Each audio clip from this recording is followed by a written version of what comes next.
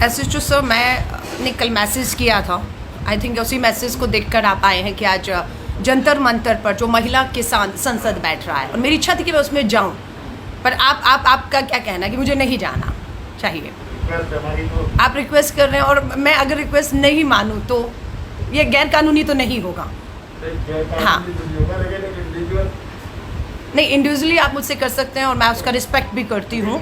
और मेरी इच्छा थी कि हमारी 200 महिलाएं, हमारा जो कृषि कानून आपको मालूम ही है, उसको लेकर 8 महीने से आंदोलित हैं। 500 किसान अपने शहीद हो चुके हैं और आज महिलाएं जंतर मंतर पर हैं।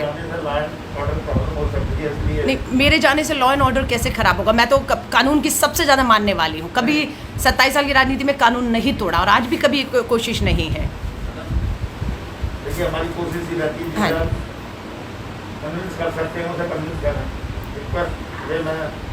आपको मना सकते हैं। नहीं, आप मुझे रिक्वेस्ट कर रहे हैं, पर मैं यही कह रही हूँ, अगर मेरी आपसे रिक्वेस्ट हो कि मुझे जाने दीजिए जंतर मंतर में, कुछ नहीं, सिर्फ महिलाओं जो हमारी देश भर की किसान आई हैं अपनी आवाज़ को उठा रही है। दूसरी तरफ संसद भी चल रहा है। हम चाहते हैं कि वो जंतर मंतर की आवाज़ जो सर्वोच्च संसद है वहाँ पर उठे। तो बढ़िया हमारे लिए। नहीं, अगर जाऊँगी तो आप मुझे रोकेंगे? मैं सिर्फ ये पूछ रही हूँ आपसे। आप रोकेंगे? आप नहीं जाने देंगे? तो आप सब मुझे नहीं जाने देंगे। साथियों, अपने घर पे हूँ।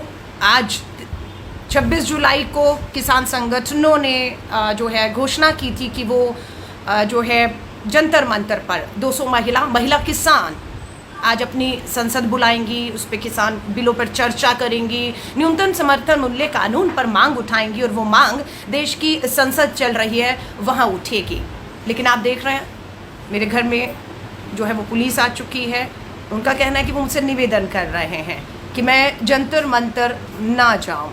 मुझे समझ नहीं आ रहा है कि इस लोकतंत्र में अगर मैं जंतर मंतर पहुंचती हूं तो कौन सी कानून व्यवस्था में जो है वो सबसे बड़ा उसका उल्लंघन होता है। मैं कोई कानून नहीं समझ पा रही कि किस कानून के तहत देश की जो सरकार है, क्योंकि दिल्ली पुलिस मुझे मालूम है अगर उनका सहयोग ना होता तो आज किसान जंतर मंतर पर ना होते।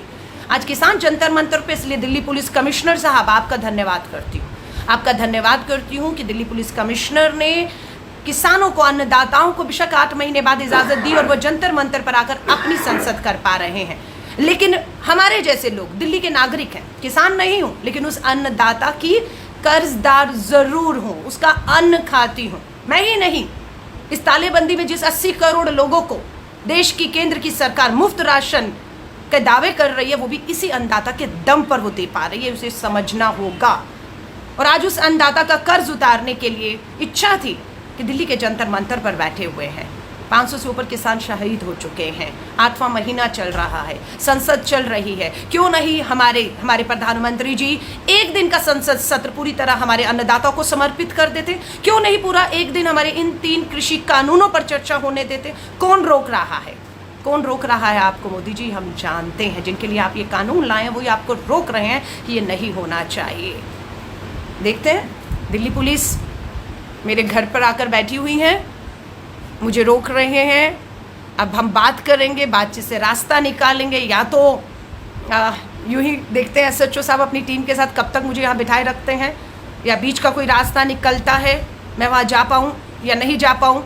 पर मैं आप सबसे निवेदन करती हूँ, महिला किसानों से कहूँगी, हम चाहे घरों में इस तरह से कैद हो गए हों, लेकिन इस बात का भरोसा रखिएगा कि हम आपके साथ, आपकी मांगों के साथ पूरी ताकत बनकर खड़े थे।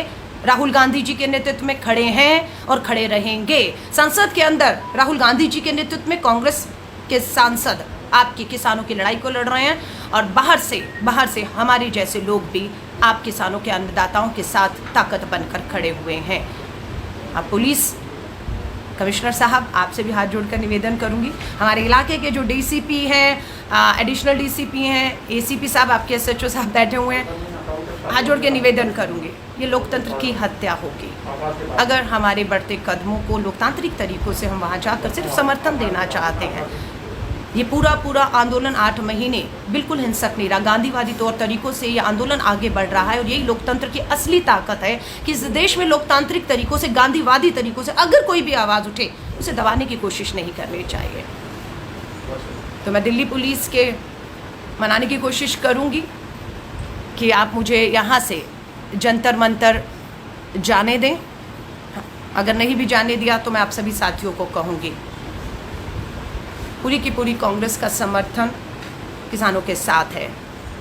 मुझे नहीं मालूम, सबको समय दिया था, खासतौर से महिलाओं को, दिल्ली की महिलाओं से अपील की थी कि आज महिला किसान अपनी संसद बुला रही हैं तो दिल्ली की महिलाओं को वहाँ पहुँचना चाहिए, उन्हें सुनना चाहिए, इन कृषि कानूनों पर उनकी क्या राय है। और मैं तो ये भी कहती हूँ कि जो प्रधानमंत्री जी कहते हैं 11 महिला मंत्री उन्होंने जो है बनाई है, महिला मंत्री, एक ने तो किसानों को, हमारे अन्नदाताओं को मवाली तक कहा भी कुछ दिन पहले, नाम सब जान चुके हैं कौन महिला सांसद है।